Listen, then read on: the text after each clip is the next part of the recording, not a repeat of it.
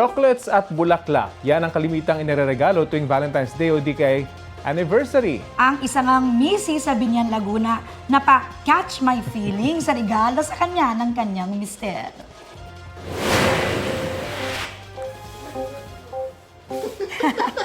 Galit ba yan?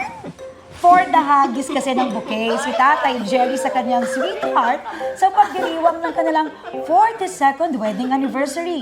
Kwento ni Hughes Cooper Jason Cano, kinuhanan niya ng video ang ama nang makitang may bit-bit na bulaklak.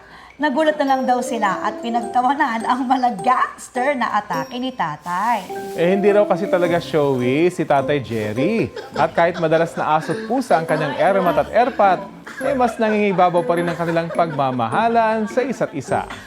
Ang Mala Bouquet Toss na anniversary gift ni Tatay Jerry, may 14 million views na online. Tatay Jerry, ikaw ay trending! Sweet pa rin naman. Oo nga, medyo brutal na yung pagka-sweet ni Sweet Tatay. with a twist.